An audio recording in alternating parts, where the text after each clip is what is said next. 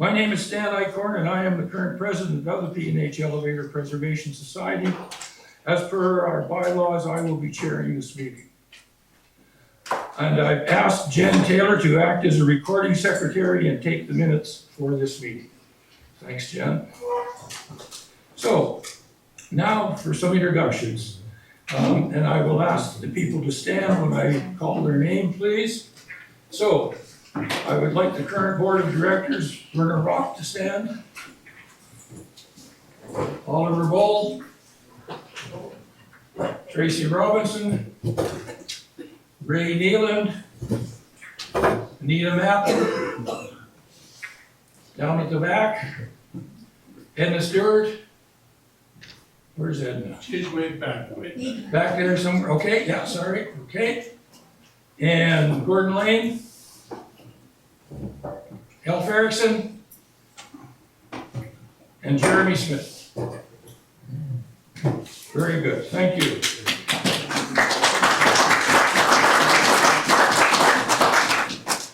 And I'd also like to welcome our mayor for the town of Stettler, Sean Knowles. He will be helping us a bit. He will be helping us a bit later on in the program. So, I'd just like to say something about the review committee now.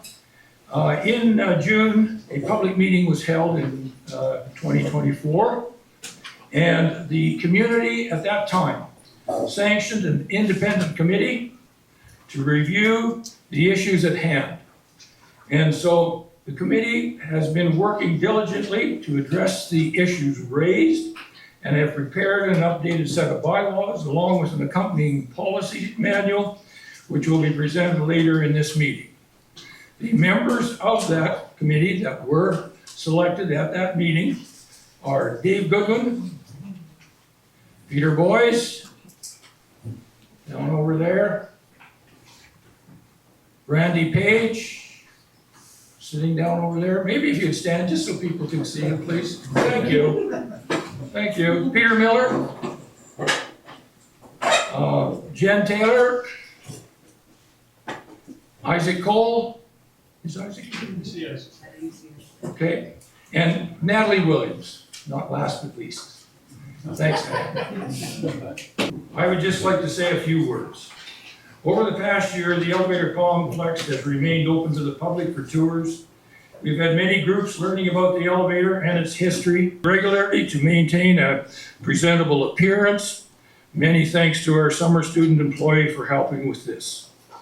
We had a few camping groups, other groups such as family celebrations, barbecues, 4-H meetings, and various other events at the elevator over the past year. But sadly, although needed, no repairs or physical maintenance has been carried out on the historic buildings. Also, unfortunately, new memberships and donations have almost totally dried up. However, I look forward to getting this project back on track, getting urgent repairs started and completed, and restart our fundraising activities like the pancake breakfast, the fall supper, and others. I continue to hope the community, that you folks, will continue to support this project and its legacy. It is such an important part of our history and a dedication to the many people, many relatives that were the four founders of this community and made it what it is today. And so we owe that to them. I think this is the really only agricultural historic item in town that represents the agricultural community. And I'm always just sort of not surprised, but how many people have come to tour the elevator and say that, you know, our town used to have 2, used to have 3, used to have 4 elevators. We don't have 1 now. And a definite regret that they didn't maybe try and do something. So I think we have one. I think it's worth trying to save. Just a quick comment that I'm going to make, and I'm not going to Not going to say very much. But many of you received this notice. Right?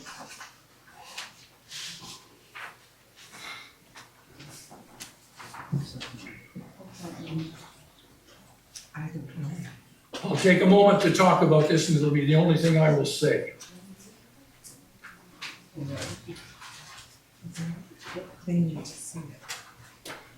I did not know anything about this until the day it was mailed out. I had no part in planning and or helping with it in any way. However, there is a 6-page edition to this, and anybody that received it knows what I am talking about.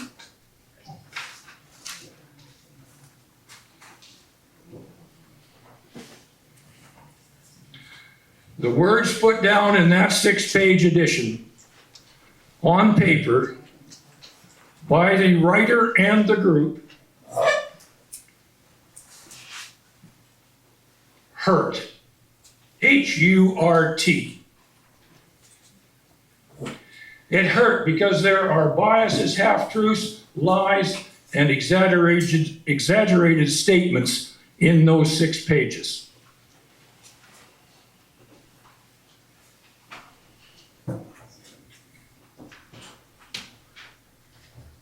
The writer states that there was a lot of misinformation that he had to rely on.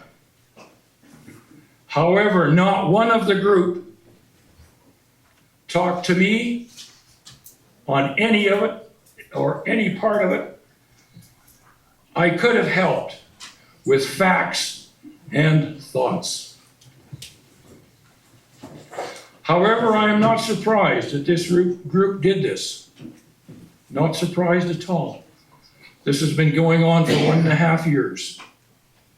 This is the type of thing. At no time in 20 years have I taken 1 cent or any donated items or any things that belong to the elevator project.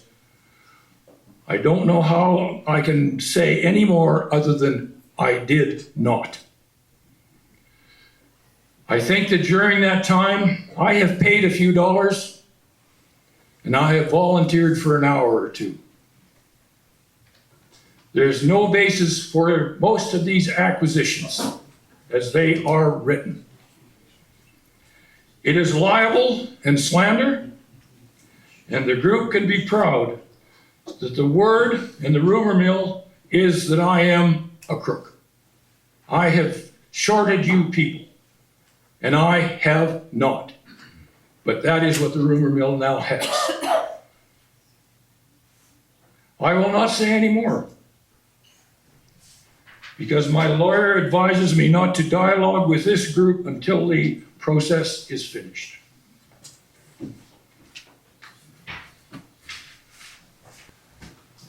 Okay, thank you. My name's Dave Goodwin. I'm the chair of what we refer to as the P&H Review Committee. We were established last June at a public meeting where several conflicts between the owner of the P&H Elevator Complex and the Stettler P&H Elevator Preservation Society Board were raised. There were approximately 80 concerned community members in attendance. Questions were asked and answered, sometimes quite heatedly, but handled effectively by the meeting chair, Mayor Sean Knowles, and we thank Sean for that very much. Rather than have the situation devolve into a name-calling and fighting over issues, I suggested at that time that a committee be established to explore a compromise resolution between the owner and the board. This was done, and 6 members and I were selected to take on this task. The committee started by attending a board meeting to identify some of the issues. These included ownership, record keeping, mission statements, bylaws and the inadequacy thereof, membership lists, management styles, volunteer structure, grants, and fundraising. A lot of issues, a lot of things had to be looked at very carefully and discussed. We then met as a committee to discuss possible courses of action. It was decided that we would ask everyone on the board to provide us with a list of their concerns so that we could get a clear picture of the issues involved from their individual perspectives. And we got that from everybody, I think, except Jeremy. You weren't there, so you didn't get that. So we got all those concerns and we looked at them very carefully. Once the concerns were identified and sorted, it seemed that most of the issues were interpersonal relationships and financial discrepancies. Meeting procedures were also seen to be preventing progress in dealing with some of these items. It was suggested and agreed upon that I chair the next board meeting to demonstrate the effectiveness of following Robert's Rules of Order in order to have an efficient and timely outcome. And I did that. I did that with the permission of the president and the board members. So I did that for actually 2 board meetings, during which we brought up and dealt with many of the concerns that were raised by the board members. I have lists of those concerns, tons of them. So we hopefully had dealt with most of those. Record keeping and interpersonal relationships continued to be a problem though. And so I provided each of the board members with a new binder, just like this one, okay? And that was the idea because it was divided into sections. So it included dividers for bylaws, meeting minutes, financial reports, policies, budgets, and strategic plans. This was an attempt to get the board to start anew and to let bygones be bygones, since many of the concerns that were of a historical nature. They were not stuff that needed to be dealt with now, it's stuff that happened in the past. So those things can't be changed. Unfortunately, this attempt to have people forgive and forget did not seem to be totally accepted by the board. I've worked with the board with those 2 meetings and with Stan over the past 8 months to try to change the approach to management of this important community asset. I believe we've made tremendous progress in dealing with previous management strategies and feel confident that we will be much more receptive when dealing with a board focused on the society's mission statements. When I say mission statements, I mean the original mission statements that the board had to work with. Okay, in conjunction with the committee, the Alberta Community Development Branch and other elevator preservation societies, I have actually developed a set of bylaws that should provide a path forward for the future of this historic community asset. These bylaws will be presented later in this meeting. We'll see if we can get them passed, but whatever, they're going to be there. It is my belief that the majority of the citizens in Stettler and region feel that the P&H elevator complex is a valuable addition to our history and tourism in the area. In fact, I talked to the tourism people and they say this is one of the largest draws for people coming to take the train, to look at our other museum, to go to the lake, all those types of things. This is a big draw to have this here. So it's very important for the community. In order for this to continue, however, a new board of directors will need to be elected that focuses on the original concept of preservation and maintenance of this historic site. You, the members, will decide the future of this facility. And it's my hope that you'll support the committee's belief that differences can be resolved and a bright future can be achieved. And that sounds a bit like a politician, but that's the real message, okay? It can be resolved, a bright future can be achieved. So thank you for attending this evening. I'm open to questions if that's okay with the chair. If people have questions, please use the microphone. Any questions? You'll have to turn it on. Stand. Just the button on the side. There you go. Sorry about that. Yes, any questions? Yes, James?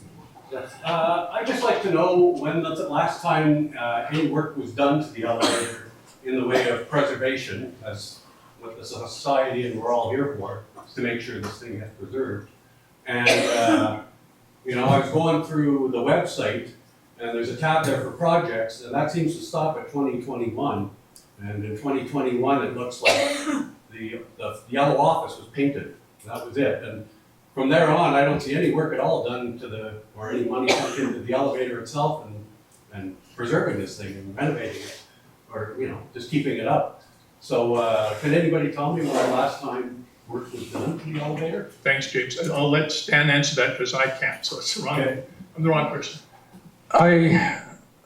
Sorry, is that too loud? Is that okay?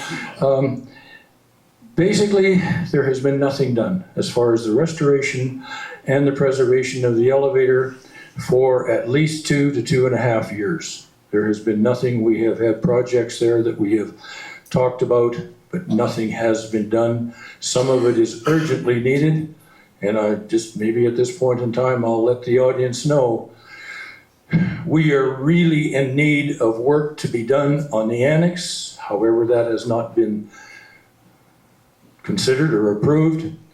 The roof has many holes in it. I can see light through it in 75 spots some time ago. The roof has to be done. It is the last roof basically on the whole series of buildings that need to be done. All of the rest have been done.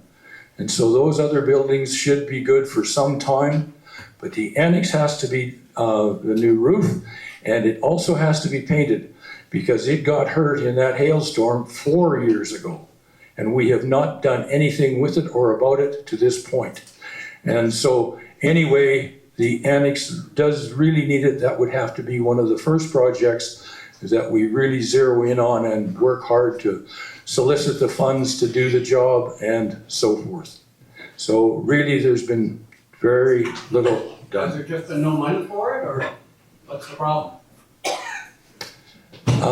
Yes, there has been some money, although it wouldn't have been enough to complete the project, but it's the attitude that those buildings are not important. I will tell you that.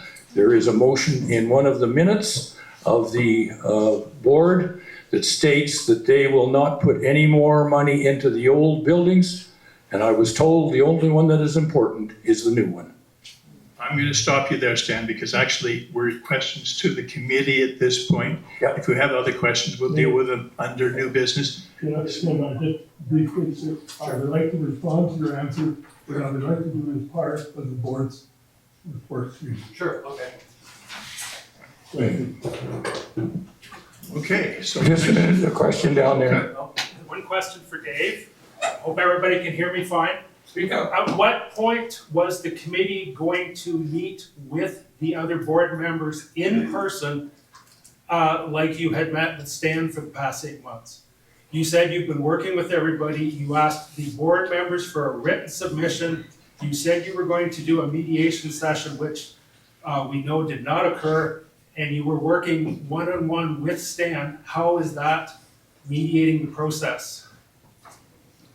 Okay, I can certainly answer that. We did come to 2 board meetings. As I said before, I ran 2 board meetings. That gave the board an opportunity to see what was going on.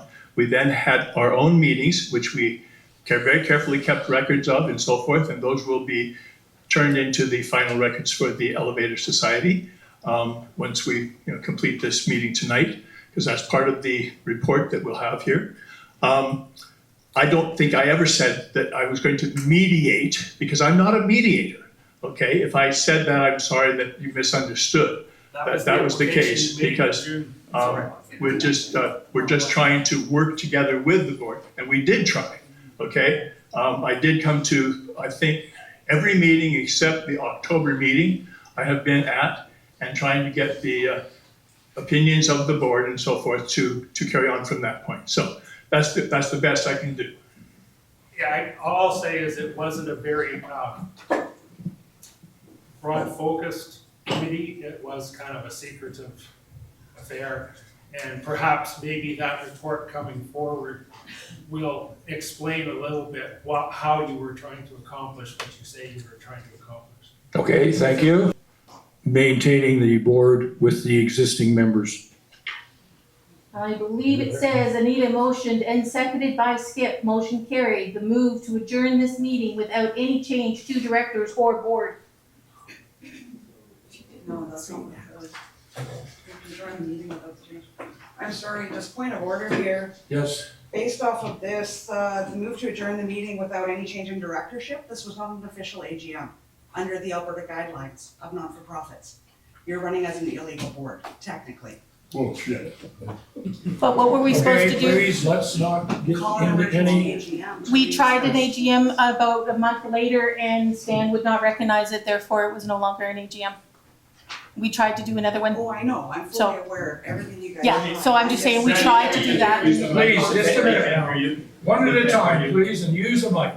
Everybody can't hear what you're saying. Having been on the review committee, I'm fully aware of the issues that have been happening within the entire board. And I'm sympathetic of all of them. I'm not here for any one side, I'm here for the preservation of the society itself.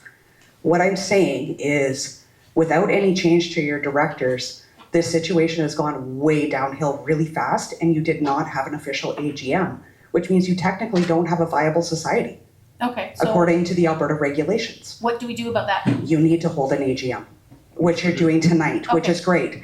But I'm just saying, like, according to these, it needs to be put into record that this is not a legal board. Under your minutes.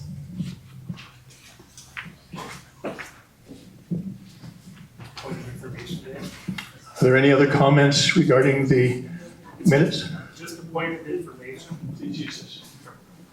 Point of information for everybody. Unfortunately, with the situation where there was not the ability to hold the election, the directors and executive are required to remain in their positions until a replacement is found. That is Canadian corporate law. So Brandy is correct. The AGM did not meet the requirements with Community Services or whoever in Edmonton oversees the Societies Act. Unfortunately, because there was no opportunity to do a follow-up AGM to get that vote done, it's a case where they just had to carry on. So I would like stricken from the official record that it's not a legitimate board, It can't be, because it's knowledge. but you have to make note that the attempt to have a follow-up meeting to the adjournment to address the issues of the board vote was denied, and therefore you're here tonight a year later with nothing fixed. Thank you. Any other comments or questions? Yes, there's a question right here. Mike?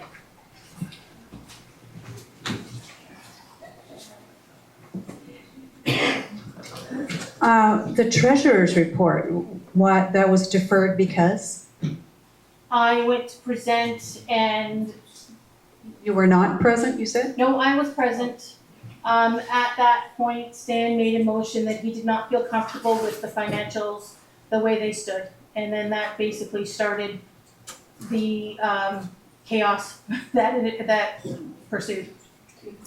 Was there not a report done? Nope, there was a report done, but he did not, that's what, like I said, Wasn't accepted, wasn't, he stated that he did not feel, I believe he did not feel, what was the exact wording?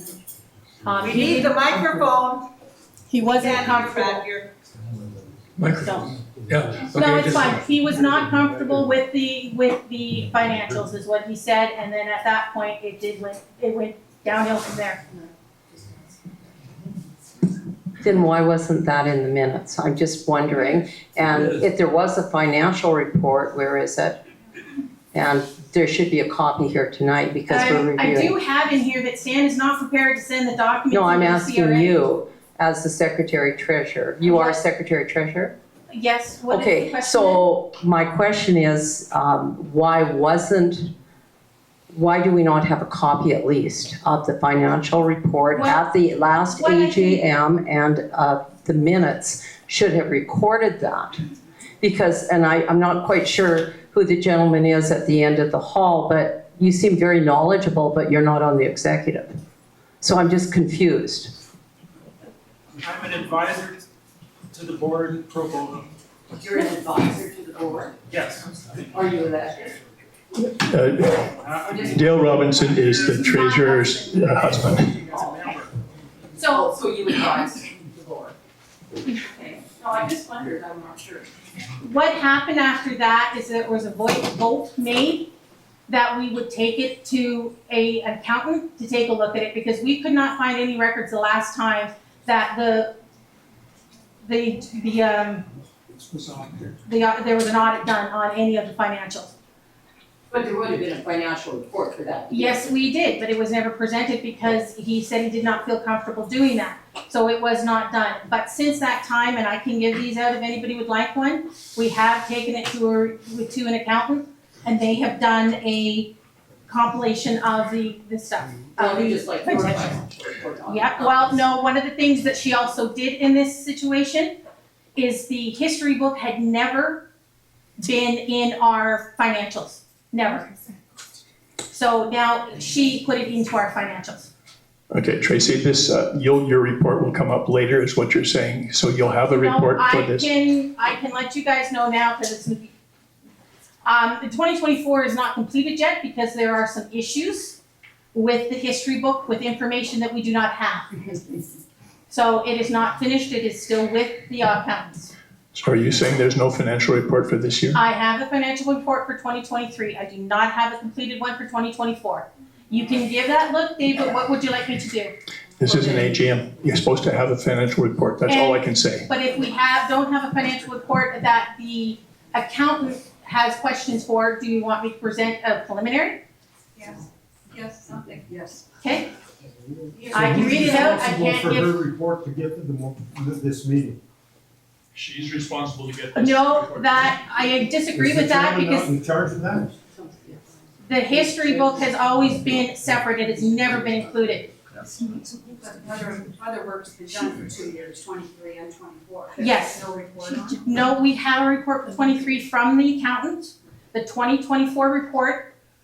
This 2023 is the first time that the history book has ever been part of the P&H Elevator Preservation Society. We have always been told that it is separate, it is not part of society, Yeah. but it is. So this 2023 is the first time that we ever have amalgamated them together. Okay. But the 2024, again, I don't do the books for the history book, or the books. They're done by somebody else. There was a question brought up on a few things that I tried to answer, but I cannot give a full answer on. So that person is not here, she is away on holidays.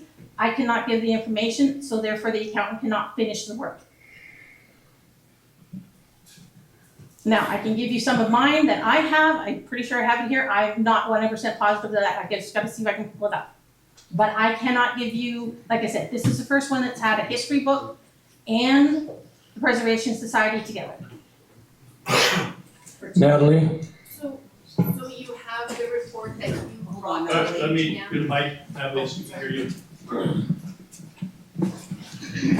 So you have the report here tonight that you brought to the AGM last year that didn't get presented? No, I do not, because what we did at that point, it was elected that we would take it and the history book and they were amalgamated. So I can give you a 2023, which would have been the last year's, but it also includes the history book now. It did not include it when I was going to present.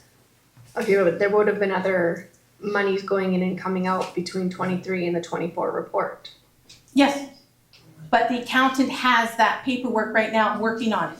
They won't release until the history book questions have been raised. But you have a copy of what you sent to the accountant? My part of it, Yes. but I do not have the history book part. Okay, that's fine. Okay, that I can read off to you guys. Just let me pull it up.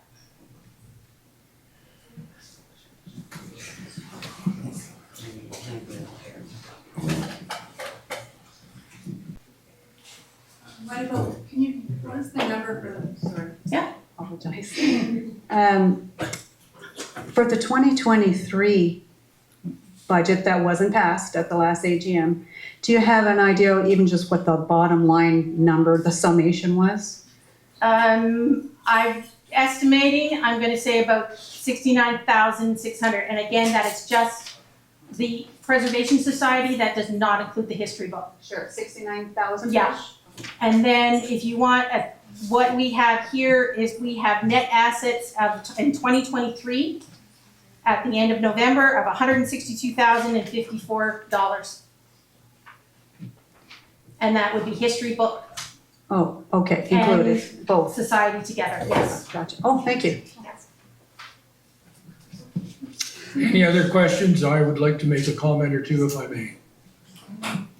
Yes, question over there. Okay, this is gonna seem very neutral question, because I don't know what's going on here exactly. Certainly.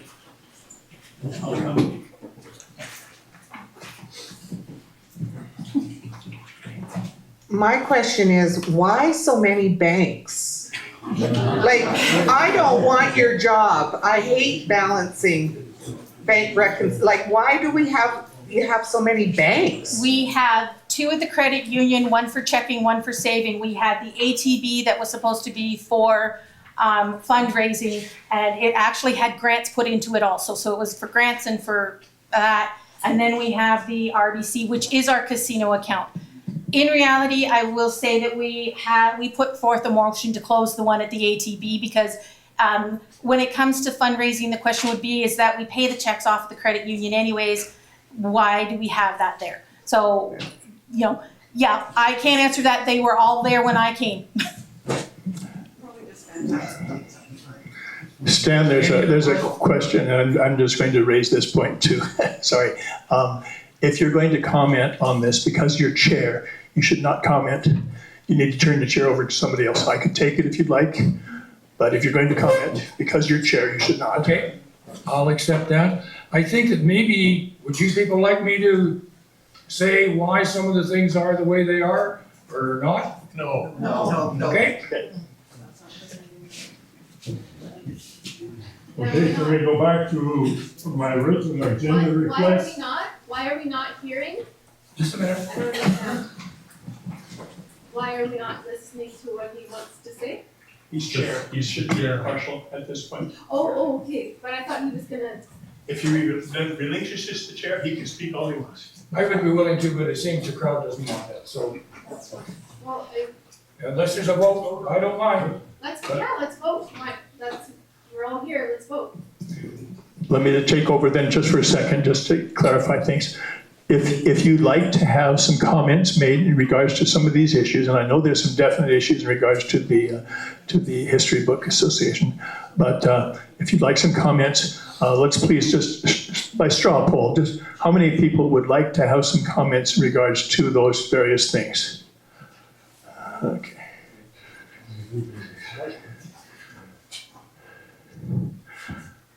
I see it really close, so let me see how many would be opposed to that. Again, nice job. Okay, so in that case, I'll take the chair then, Stan, if that's okay with you, and you may make comments all you want. And will you keep the chair for the remainder of the meeting? Please vote on it. What is the vote? I'm sorry, Okay, just a couple comments. I'll answer the last one first. Why so many bank accounts? We have to have a bank account for the casino. That's number one. We have a savings and a general account at the ATB, which I think is totally understandable. Why? Now, we do have an account at the ATB. It was opened up just to make it a little bit easier for the treasurer and for everyone else when we were having fundraisers such as the pancake breakfast, fall supper, and so forth.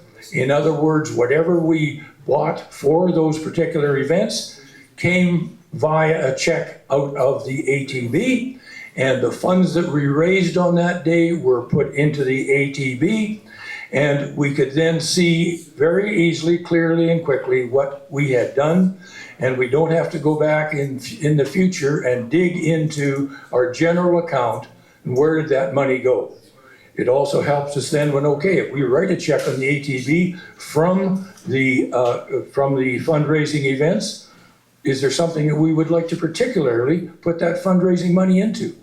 And so it just made it a bit easier, and that is the reason that we did set that up some time ago.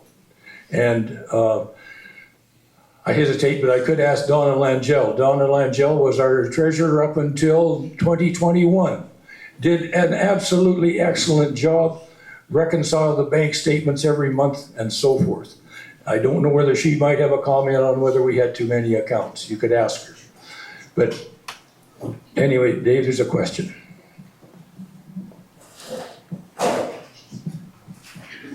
I'm gonna get my exercise tonight. Get your steps in, Dave. Sorry, but out of respect for your treasurer, and I understand the need for all these different accounts, but would it not make sense to have it at one financial institute for easier bookkeeping and easier tracking? Rather than spread between multiple banks? Like, I understand rate shopping and all, I get that, I'm a banker, but it's really hard work on your poor treasurer. I'm sorry. We also, at the ATB, there is no interest rate whatsoever. It's a community account, there's nothing in there. So I'm fine, Dave. The $9,000 that was sitting in that account at that time is getting no interest whatsoever. So, and then there also is a report that was usually done about monies that came in. It was just a summary report at the end. This is the money that came in, be it through 50/50 gate receipts, whatever it had to be. And then all you had to do was say, these are the expenses that took place. This is your net profit or loss, and there you go. So, like I said, it was there when I started, and it's just been kept up.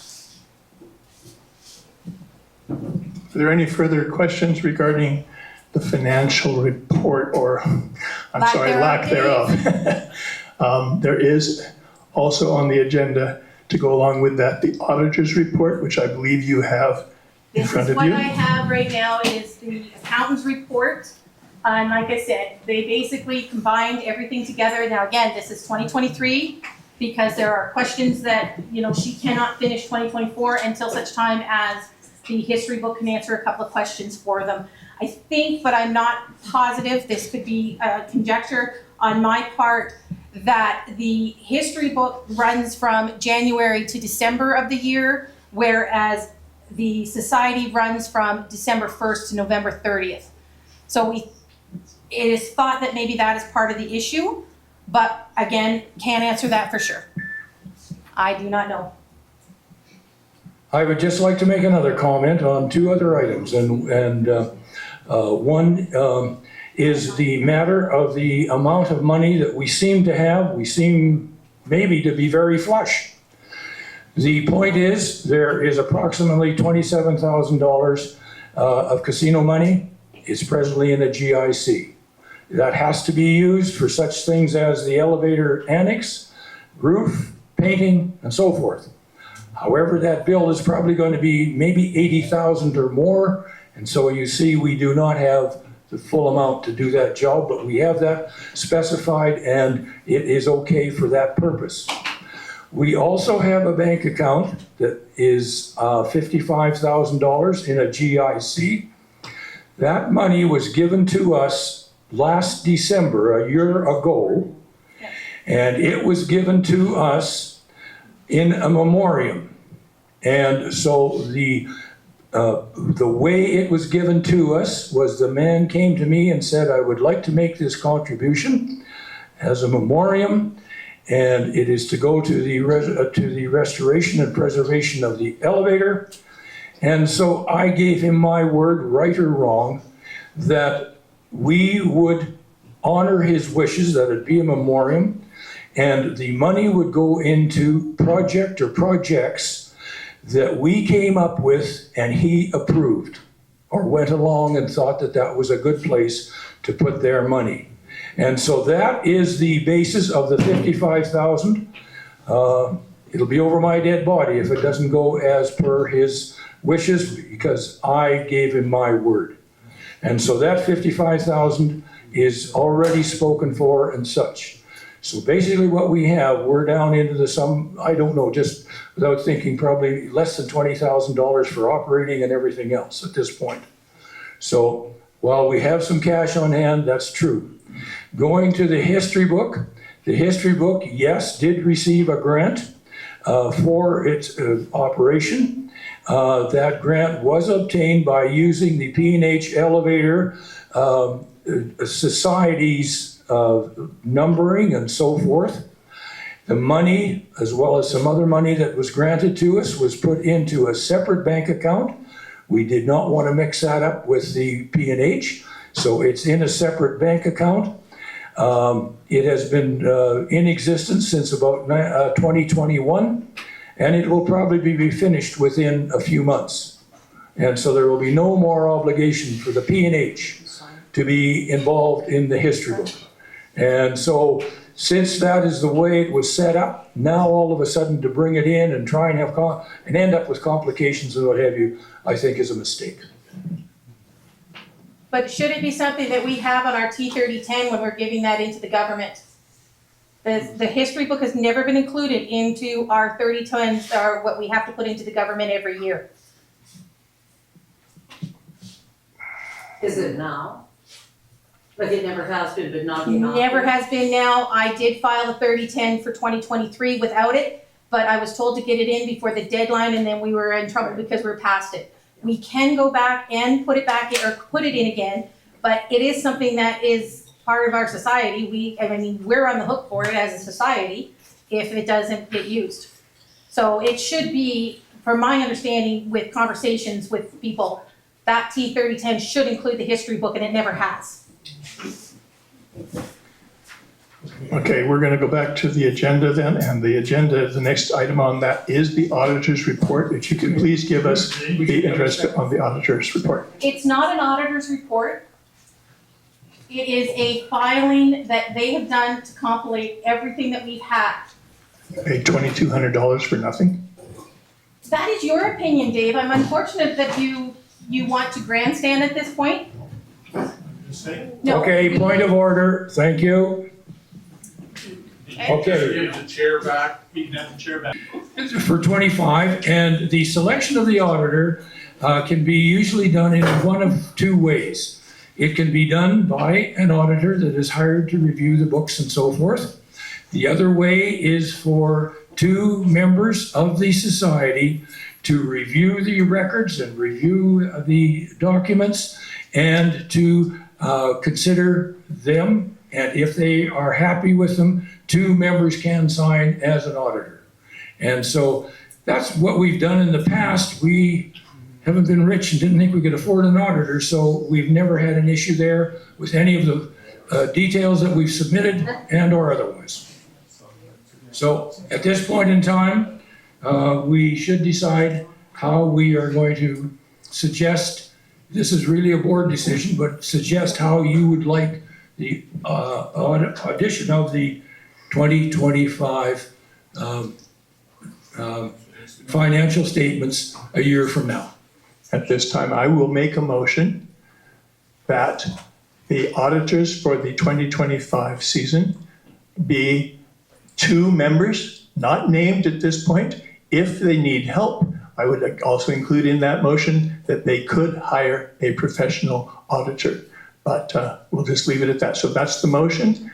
Two members to be selected by the board to be there, and if they need it, a professional auditor. We can have a second for that. Seconder? Me. Okay, Sharon, Point of second. information, sorry. Dave, they need to be Dave. named at this time so they can earn a place for the fiscal year. Use the mic, please. They have to be selected at the AGM and named. They don't have to be named.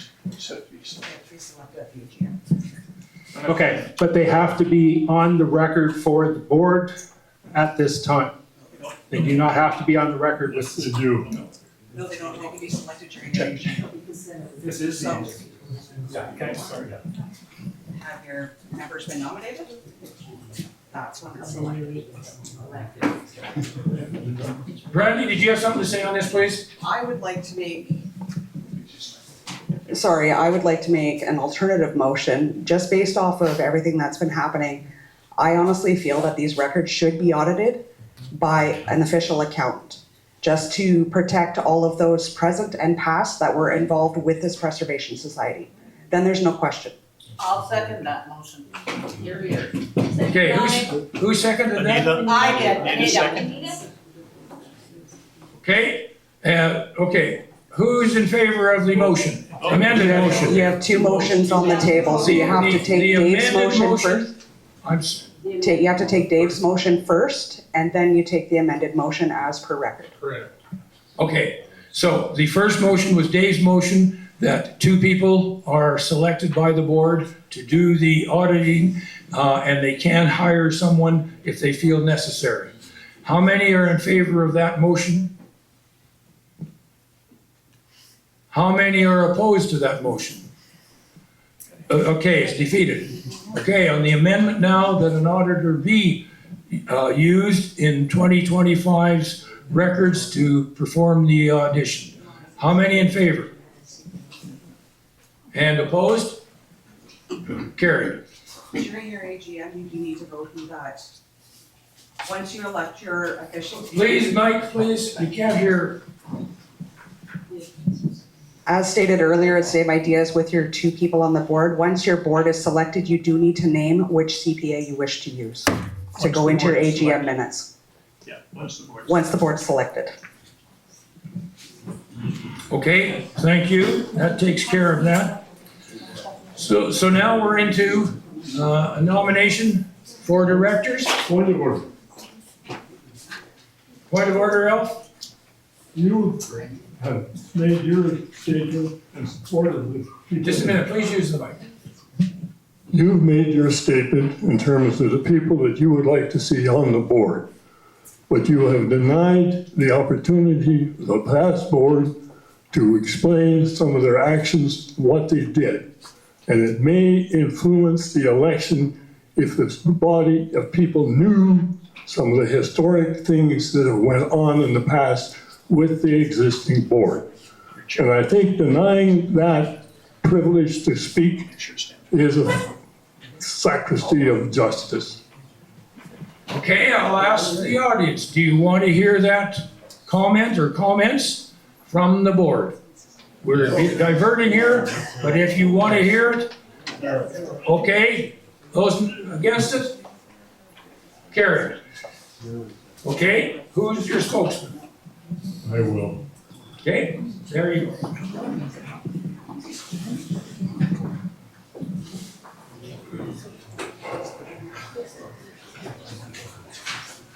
I'm sorry if I speak under a little bit of stress. You give me a minute, I'll try and settle down. I have some health issues and it doesn't take meds to get them working on me. Somewhere in the past, in the years 2021-22, Stan Eichhorn, as president of this society, applied to the Alberta government 2 different organizations for 2 grants to help cover the financing of the Stettler and Area History book. Both applications were made without the rest of the board members being consulted or made aware of the request. They had only become aware of it in September 22 when the grants were deposited in the Society's bank accounts.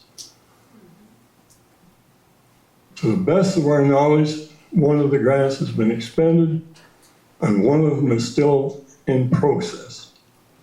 The one in process has had its deadline extended once, but as we understand, and we have not seen any of that correspondence, a notice of final deadline has not been extended. In other words, it has to be done. On March 31st, 2025, the board received a letter from the Stettler and Area History Book Committee outlining the timeline for completing the project and sending it to the publisher by the end of September. Considering the number of deadlines this project has failed to make, I am not optimistic about this one either. But so help me God, I hope they make it. Now, one of the risks that the Society holds is that issue of unsold editions that should be ordered and will be paid for by the Society. The history book does not have a separate bank account or banking account system. All of the banking is done through the bank accounts of the Preservation Society. The Society is at risk of whatever should go wrong within that whole process. If, for example, there are extra books purchased, the Society is liable for them. So let's make it no clear that this book thing is not a separate entity and a separate operation. It is very closely entwined in the operations the P&H Elevator Society, but not in the control of the board of directors. Now, in addition to that, there is some bad news at all. People are asking why the board has not been working on the elevator per se. It is because the society is unable to obtain a qualifying government grant as long as these two history books are outstanding. Yeah, we can have the deep breaths, but there is a reality in the application process. So until they are completed, this other has been put on standstill. Now, you asked the question, what did we do? The decision was made to finish the annex building, in part because we had the money to do it separately. And then partly it was because of a personal donation, and I'd like to again thank Evelyn Sherson for it. It made possible that completion. Now, getting back to the elevator. The leaking roof on an operating elevator would be a nightmare for the elevator operation because it would now begin to heating drain and all kinds of problems. And the roof could not be allowed to leak because you can't get into that hot rain, heating drain situation. So for the historic operation of the elevator, the leaking roof has got to be fixed. It becomes priority one, okay? In this case, there is no drains in the annex bins. Or if it is, they're very marginal. It sure is not going to affect the profitability of the operation. With the water damage that's coming through, and there is some, at this point it's superficial. It is staining, but it's not in quantity enough to cause any deterioration of the building. So yes, it should be done, but is the elevator an imminent risk of falling apart? No. What has to be done is for this history book to get cleaned out so that in fact we can maximize the money we have on hand. And then proceed to do the whole roof and get it done and done right. That has been the reason for the salt job. How did you get this information? Mike.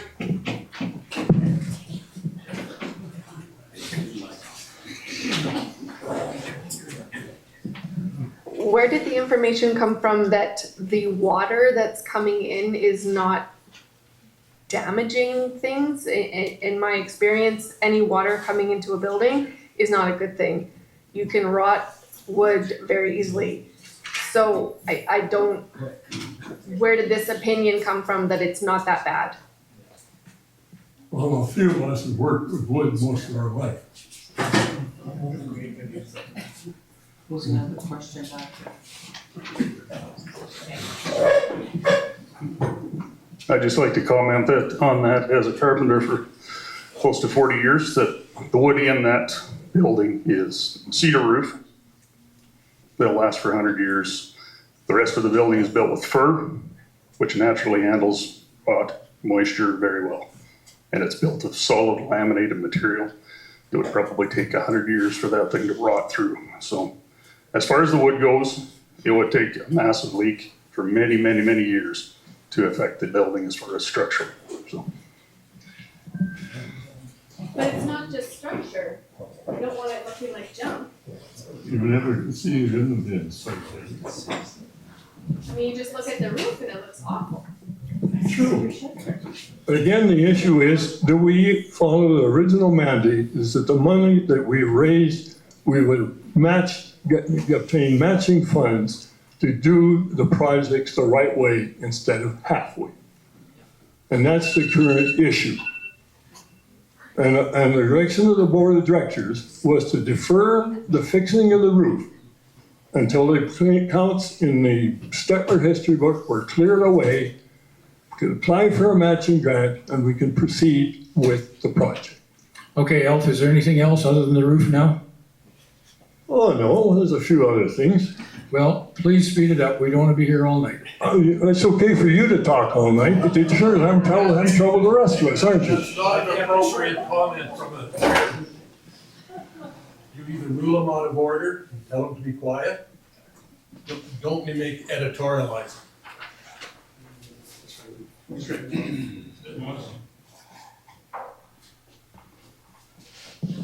I think maybe you're getting some outline of some of the issues we've had on the board of directors of getting things done. Alf, I'll just make one quick comment, and that is that we did ask that you do this under new business, but if you want to, now we do want to have this election, and that's one thing we really want to accomplish tonight because it's really important. It is important. So if we can do that. Important to hear both sides. It is, obviously, but can we do the You election? can't be biased in any way. That's why we're having the mayor do the election, okay? That goes for the whole meeting. Sean? Anything else in it, or? Yes, I'll be very brief here. Given an opportunity, I'll try to be brief. Considering the activities of the president and the operation of the societies do not conform to the concept that the president is one of the members of the board of directors, that there are other members of the board of directors as well, and that his vote is not a superior vote to any of the members on that board. And it's further that our bylaws state fairly firmly that the decisions as a majority of the board are the board's decision. And that's the only way it can work. And the president is his duty as president to uphold that majority decision of the board, not to try to way to befuddle it and change it. And that's the basic issue that we're fighting with within the board on an ongoing basis. Now, there are a number of alternatives to resolving the conflict, and I've never seen the board that's going to fix it, but I will outline some alternatives. The board can invoke Section 19 of the society bylaws and end the society by dissolution, and after paying its debts, disperse the remaining assets to an eligible charitable or religious group. Personally, this is not an action that I would say would meet the favor of anyone in this room, but it is an option. Option 2, there is a risk that a member or non-member complain of irregularities in this society to 3 different government options. There's enough irregularities in the casino account that they would probably deny any further funding from the casino account. There are enough irregularities in the CRA use of charitable tax receipts and the way they're recorded and handled that I suspect that that would also be withdrawn. And finally, the matter of the recording by the government agency that handles corporations,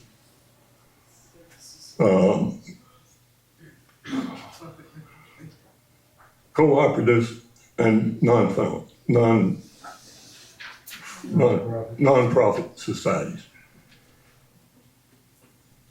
If the activities that have gone on between the board and the way it's been operating were presented, is my suggestion to you that the government would escheat all the bank accounts immediately and would then dissolve and dispose of its assets. Now, because of the dissension within this organization, the likelihood of that is very real. And if an option number 3 is put into place, and I'll leave that one in a minute, there's a very high probability that somebody will do it. Option number C is to leave Stan in place with a compliant board of directors. That's an option that will be here with you tonight, no matter what happens. But I can suggest, because of the ill will that has been happened throughout this past few years, that it won't stop there. Finally, option number 4 is to clear up the problem and sanely solve the problem ourselves. Now, you can do that because the people have went back to the government agencies, the corporate registry, and asked if they would police the organization. And it's not their business to do that. They have provided within the standard bylaws 2 bylaws that can address the situation. Now, one of them, bylaws provides the meeting, the board of directors to recommend to the meeting to expunge or remove the membership of one of the individuals or more that are causing the problem. And that would become then a vote of this meeting to remove that person if that was felt that was the solution. Now, there is one other issue, and that is, again, a legal one that would, I think, blow up things in corporate registry. The Act, I don't know where to put it now, specifically states that a society like this one cannot disperse any of its funds to the profit of any one of its members. To any one of its members. In other words, every member of this society either has to donate their time and efforts, but they cannot receive any compensation in any form per the Act. This has been violated, but it's gotten away with because it's not reported. Because Stan owns the elevator complex in a numbered company, it is his responsibility to look after that elevator. Now, within the guidelines or the objectives of the society, it is to help Stan look after the elevator. It's the organization at that point, if he's not a member, can easily help him work through some of these issues. Now, originally, when the societies are set up, they're often set up by a person who wants to show leadership. He has possibly bought the project or started it, and he sets up a society to help with it. There are 2 normal procedures that follow that consecutive, according to corporate registry. One of them is that once the society is set up, he will not be a member of that society because then he is eligible to receive funds. As long as he's a member of the society, he is not eligible to receive the funds. Or for him to turn the project over to the society and then stay on as a member because now he is no longer a beneficiary because he's turned it over to the society and the society can fund it itself.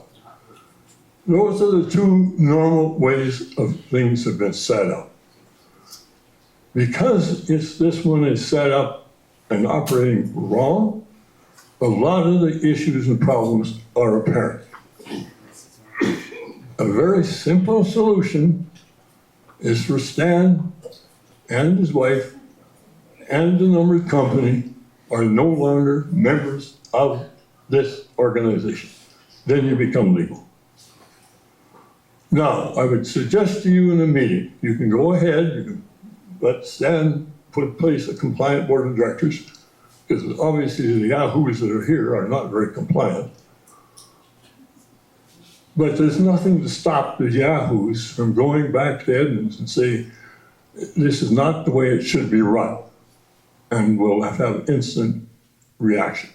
So bear that in mind. It's not a threat, but I think it's a very likely something that will happen, because the animosity has been ingrained. Stan has told you how hurt he feels about what has been said. Don't kid yourself that there are some people sitting around this board of directors who don't feel just as hurt with the things that have been said and done to them. So before you go to electing your board of directors, I want you to bear some of this in mind. So on that, now I would like to declare nominations open from the floor. If anyone would like their name stand. For board of director, would anyone like to let their name stand for board of director?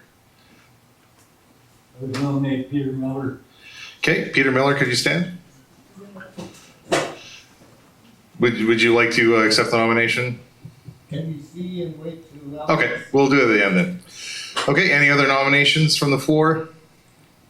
I would like to nominate Ray Nealand. Ray, could you stand, please? If you're able to. Okay. Thank you.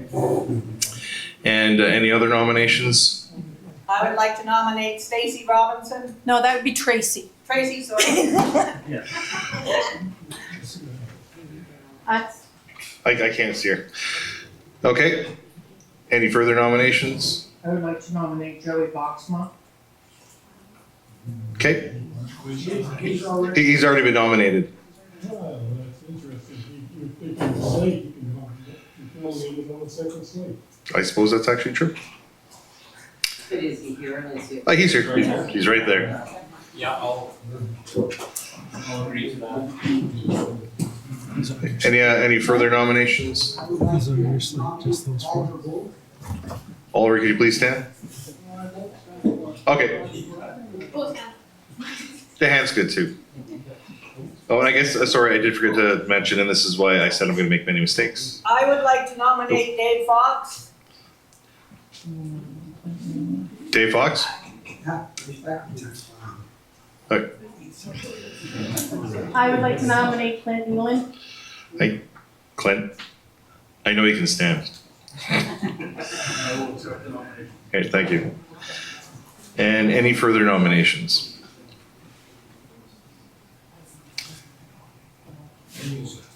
Yeah, so this is what I was just about to get at. 6. So there is a minimum of 7 with a maximum of 10 directors that's been proposed. I would nominate Dana Stewart. Are you okay with that, Ed? Where'd she go? Okay. Okay, so that brings us 7 nominees. I nominate Norman Swart. Okay. Are there any further nominations? We know who we're voting for, if they can stand. This is why I actually don't particularly like doing votes like this, because they're very hard to follow. When normally what you do is you'll vote individuals, especially if you have a board of 7 to 10, and then there's more than 10 nominees, you take it to a vote and take the 10 highest votes per normal. But this is an extenuating circumstance, so go ahead. So there's just 1 or 2 of you who are running again? Everybody else is running? So far, I haven't closed nominations yet. What's that? Well, you get to hear. And Alpha is very tall. Yeah. So sorry, who from the board here is running again? Could everyone running for here put their hand up, please? And Oliver? No. Yeah. Oh, sorry. You want to decline? Okay. Yeah. I'm thankful somebody's taking notes, because I'm getting lost in this too. Okay. I also nominate Verna Rupp. Would you let it stand? Possibly. Possibly? But you have to accept. Do you accept the nomination? All right, tell you what, here's what we'll do. First of all, let's, are there any further nominations from the floor? Should we go back to Peter Miller? Peter Miller? Which, Okay. you accept, okay. Okay, any further nominations from the floor? Okay, if there are no more further nominations, I would like a vote to close nominations, please. I'll move nominations. Or move, thank you. And a seconder to close? Carol. Okay. All those in favor? All those opposed? Okay, so could I get all nominees to, if they're able to stand? And this is where it's going to be difficult, because if we have people in two slates, this is why this is a difficulty. Just one person? Okay. This is just an example. We could have put 14 names down. Okay, good. And then now just call the names out and vote. Quick and dirty. You had a question? How many times can you vote? You can vote for every single person. I vote for every single person. Yes. Correct. Is everybody clear? Yes. All right. Okay.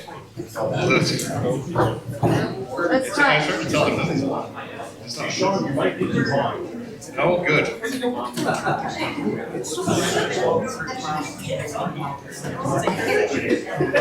Okay, let's get this show on the road, okay?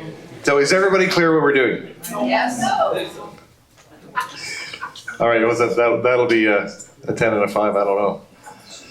Okay, so we're gonna call the names, everyone's gonna be able to vote on every single name, and someone's gonna take count of every single person that votes, correct?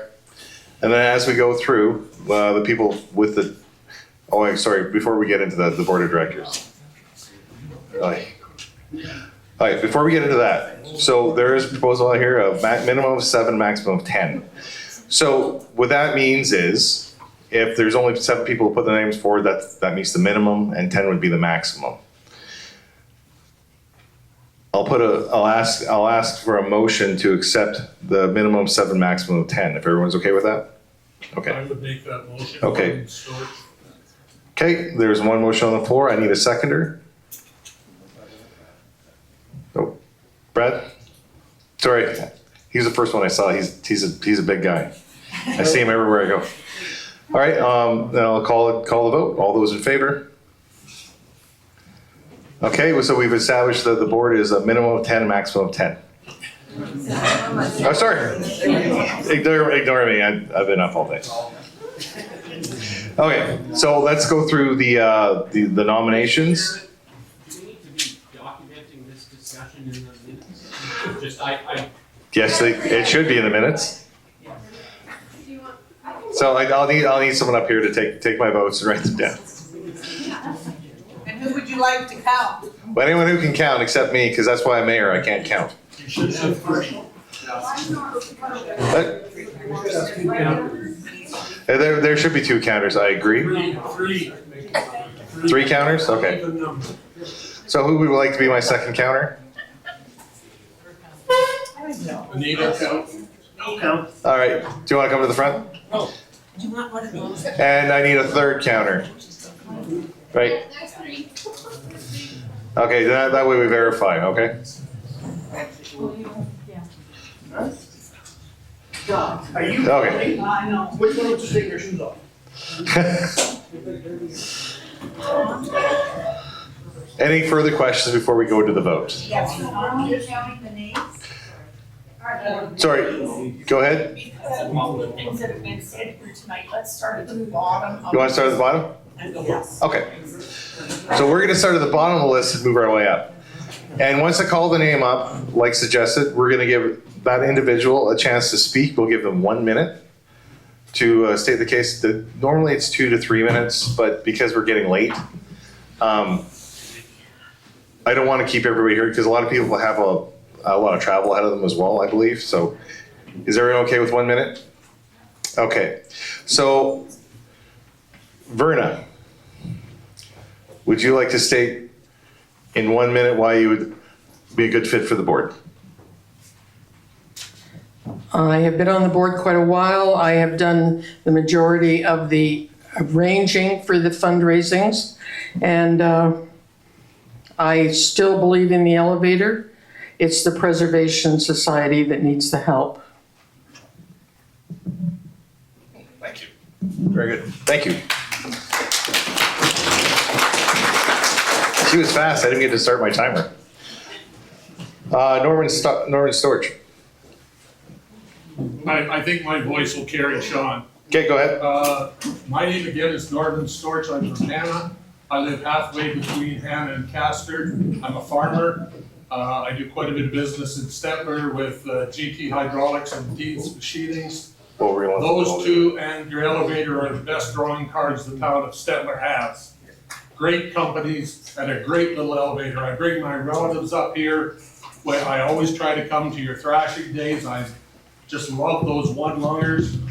And sometimes it doesn't hurt to have a perspective from outside the community, someone who doesn't necessarily have any baggage, and I would put myself forward to be that person. Thank you.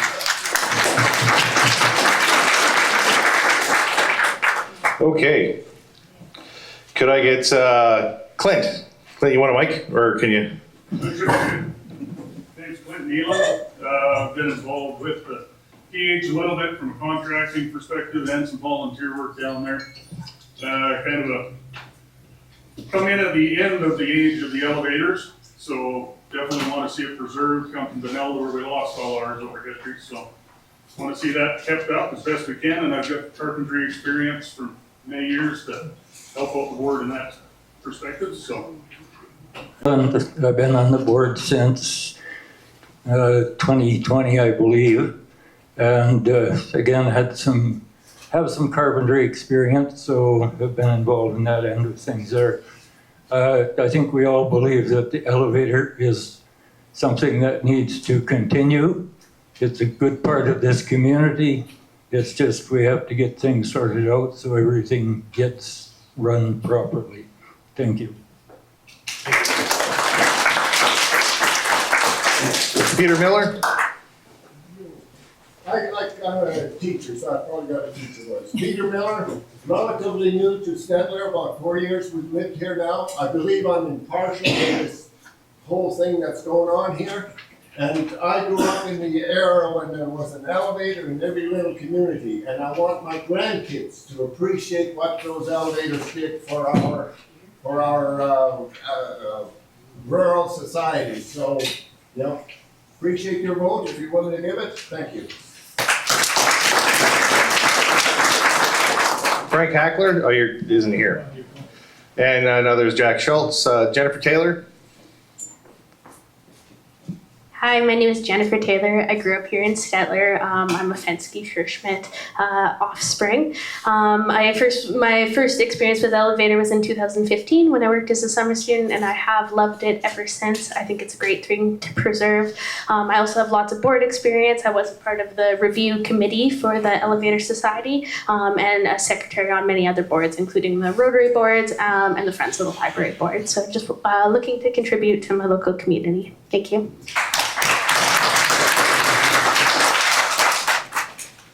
Joey, you get 2 minutes.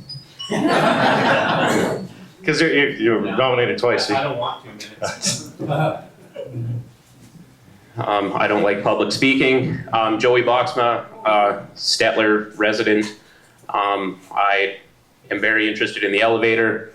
I help out at the museum some, and I like old machinery and fixing stuff. And my son Blake, he's 11. He'll always be with me at functions, doing stuff, and just want to give back to the community and see the elevator go forward.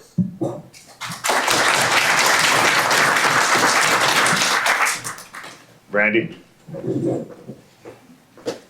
Sorry, I've worked with her a lot. It was never fun. You're such a liar. Brandy Page, I am a local from Stettler. I've been involved with many, many boards through the years, either as chair or volunteer or just sitting on the boards. I was also part of the review committee, and the reason I want to be on this board is I am very impartial. I just want to see the society succeed. I want to see the elevator stand. I spent many, many years involved in tourism here in town, and I can attest for the amount of people that came through that loved coming to see this elevator.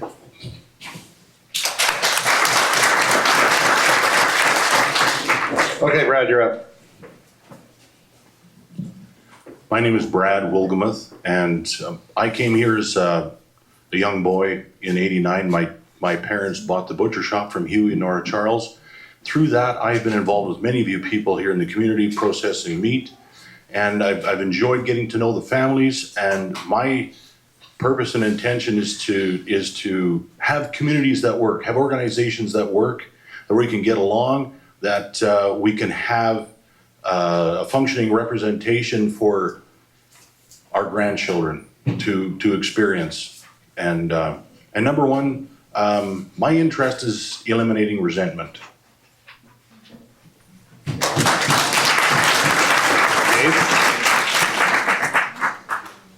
You've probably heard enough from me, but just to give you some background, I have been on many, many boards as well, just like Brandy has. I was chair of the Board of Trade, I was a member of the school board, and many other provincial boards and even national boards. So I have a lot of board experience. This is why I've tried to guide people through some of these procedures. I think that that experience is a good thing to help keep this on a level playing field and make sure that we don't have any more major arguments and so forth. So that's one of the reasons that I've decided that I would do this. I don't need any more things, but I decided that I would run just to make sure that that is taking place. Thank you. Thanks, Dave.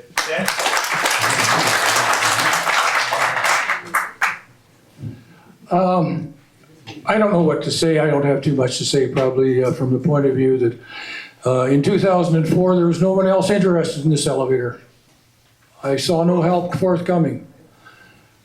In 2005, a small group of us got together and we decided that our objective would be to restore and preserve the elevator, providing we could get it done within a few years.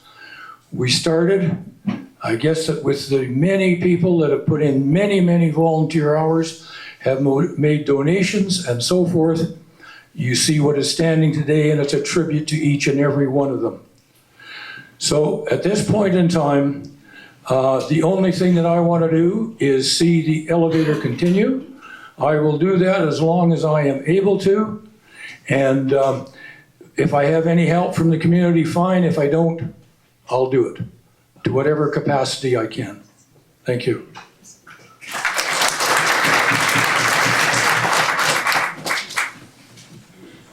Okay, so I mean, that was good to hear. No matter who gets in, everyone here seems to have the same want, and that's to preserve that amazing elevator that we have in our community. So thank you everybody for putting their names forward.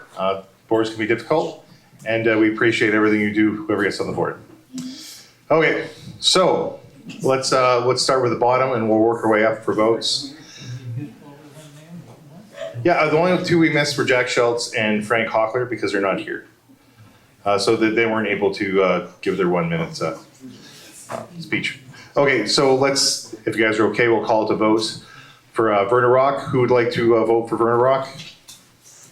Please make sure you hold up your card so you can be voted.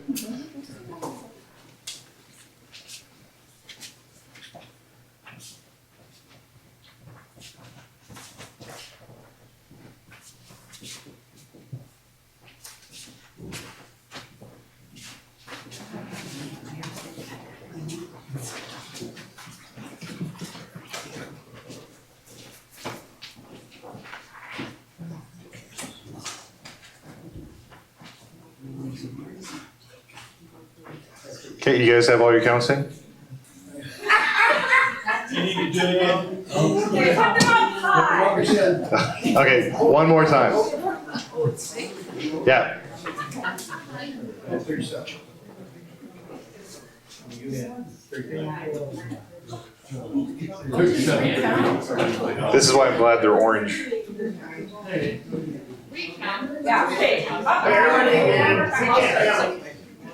Me or you?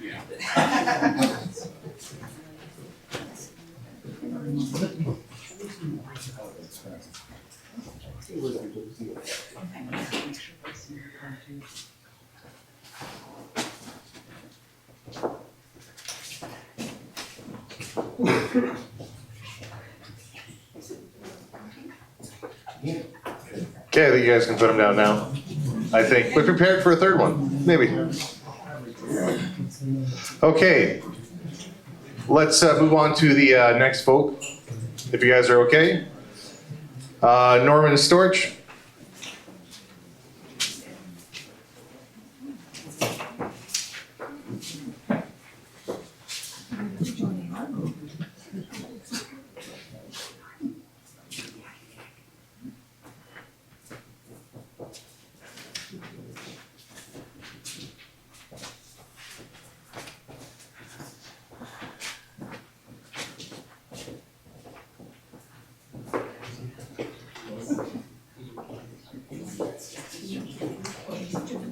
I think you can put them down.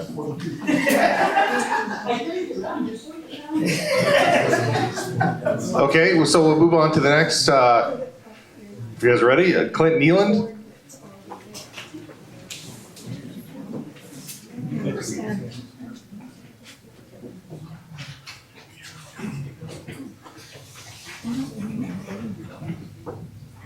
Don't let him sway you, that's voter fraud.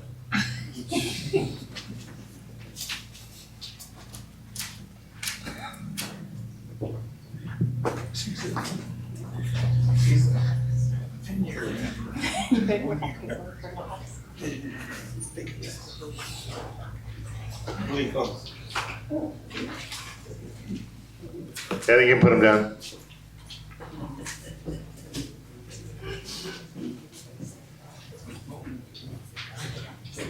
Anyone can tell their spouses that this is exercise for the night. Okay, let's move on to the next one. Tracy Robinson. Make sure you place it high.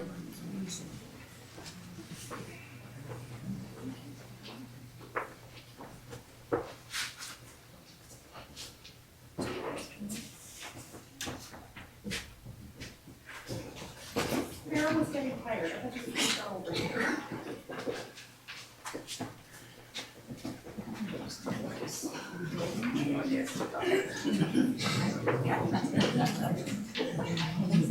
Okay, I think you can put them down.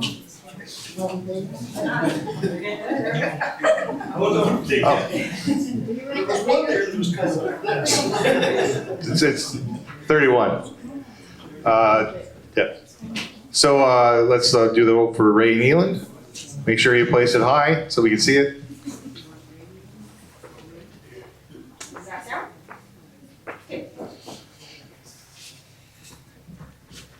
Number 1 is Joey. So he has the most votes, so welcome to the board. Put a check mark.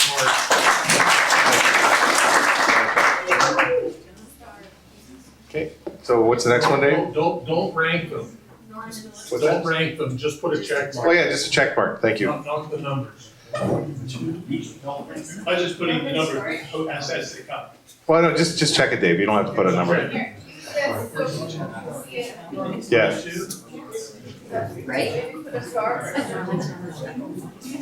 That works. So the next one would be Norman Storch. Welcome to the board. And Brad Woolgamouth, welcome to the board. And the next one would be Peter Miller. Peter Miller, welcome to the board. And even though you've only been here 4 years, thank you for putting your name forward, just like everybody else. But thank you. That takes a lot for you if you've only been here 4 years. And the next would be 337. So the Verna Rock, welcome to the board.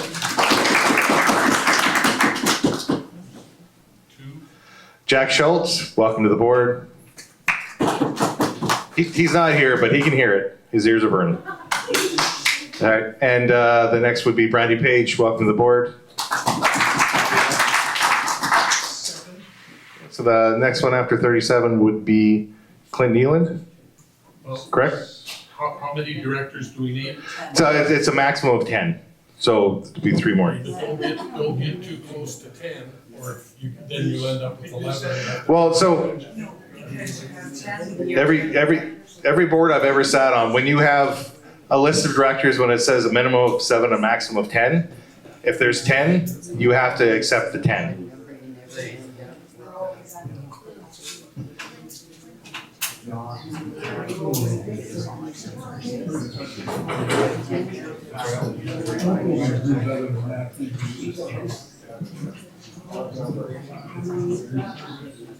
So yeah, so the next would be Clint Nealand. Thank you, Clint. Welcome to the board. And Jennifer Taylor would be next. Welcome to the board, Jennifer.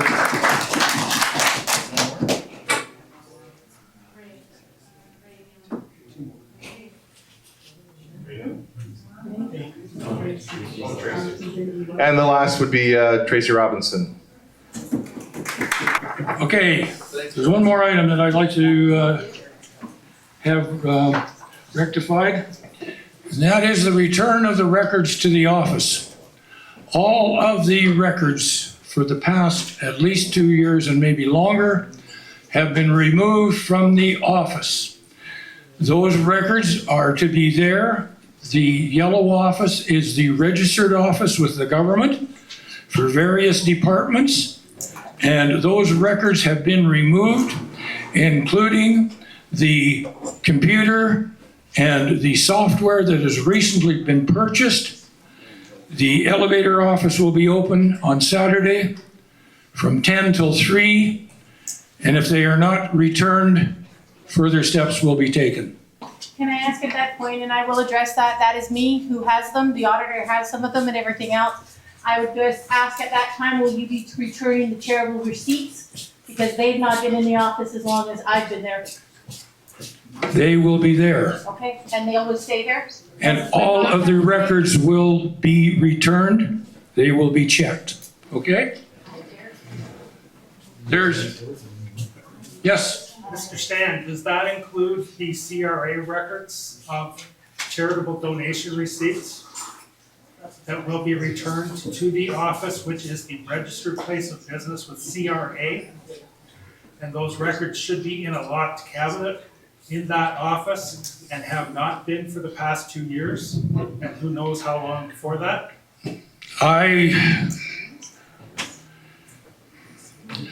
There's many more records than that, and they have not been there. They will be.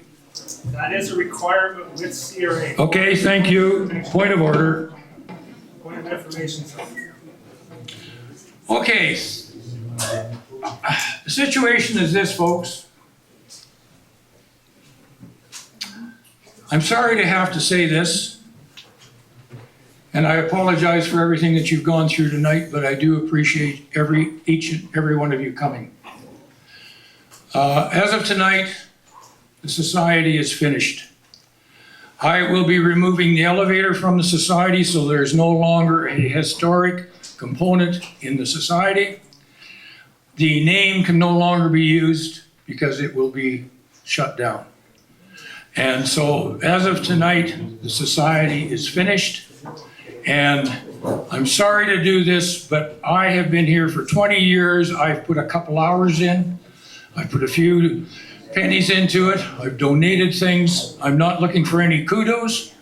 And when I took this on, taking on the risks, everything from the possibility of demolition to so forth, I took on the risk.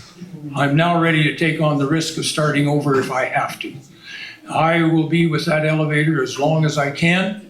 As I said at the very beginning, I have no intention of ever taking a penny or a thing out of there for my benefit, and I haven't to this date, and I will not in the future.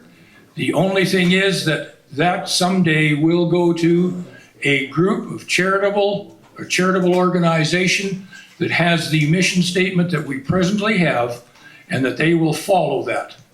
And if that isn't the case, there will have to be another organization found that will.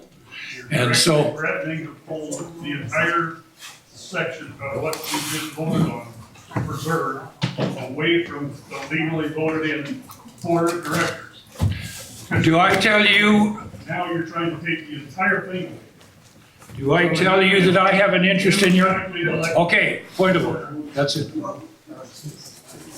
So, I'm sorry, that is where it is, and Might so, give you an insight as to what boards have had to deal with in this situation. that's enough said, thank you. And I'll say it exactly. Oh, stop. That's the. I'm very neutral here. Stan, I asked, I've donated, as you know, to that elevator. You certainly have, yes. Is there no way to resolve this where I really like Mr. Boyce's idea that you and Sharon are made the curators of it? Is that, like, honestly, we all want to work together. We want this. That's why I've donated. That's why my dad's binder is there. And I think there's so much hard feelings here, and it's hard to let go. I think at this point, we should leave it tonight. But in saying that, I don't wanna just leave it with you hanging out there or this over our heads. What I want to do is I wanna put a motion on the floor right now to name yourself, Stan Icorn, and Sharon Adamson as curators of this, because I know the time you put in. With this, it gives everybody time just to cool their jets, calm down. If the people that we have voted for to put on that board tonight, if you can't work together, I'll come back to haunt you. How's that?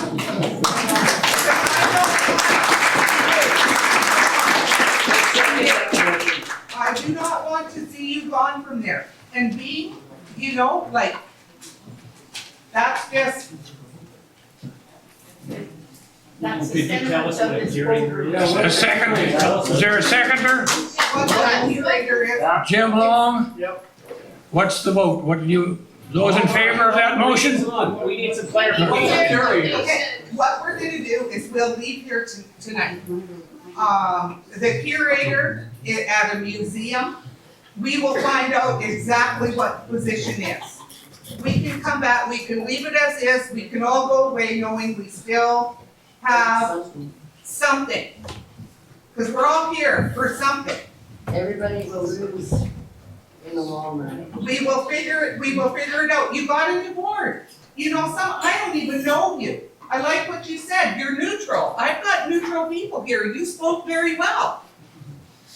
I voted with what I feel will work. So, can we live with that for tonight? Can we go away? Can we let the tempers? Going, but I think there's a real opportunity here. We built a board from both sides of the fence, literally.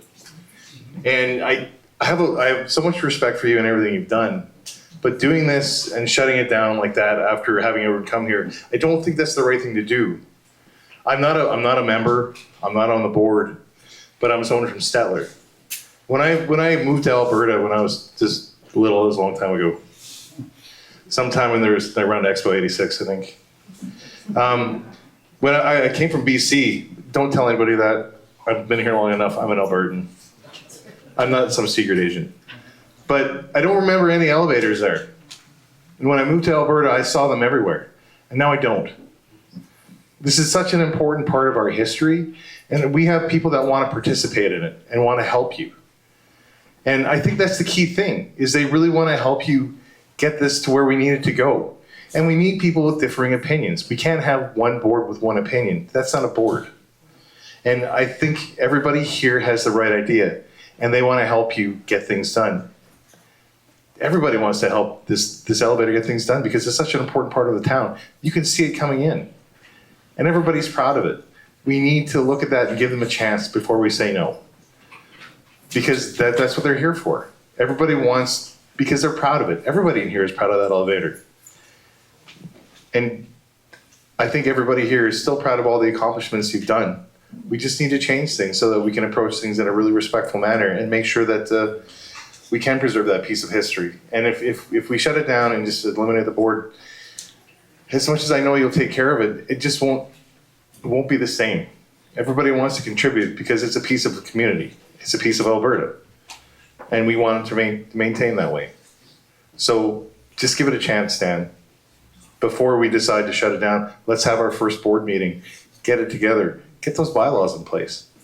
Because once we have those in place, it tightens up all these loose ends. Because a lot of the bylaws are old and they just need to be updated. Once we do that, then there's no weird things happening because everybody knows where to go to look for the rules. Yes, the bylaws are very important. Right? Bylaws help us and guide us. Mission statements help us and guide us. And those can be changed all the time because when we look at those, we know why we're here. And we're here to preserve that elevator and make sure it flourishes and is here after I pass and the generations after that and after that and after that, because there's not that many around. So that's all I have to say, but just give it a chance, Stan.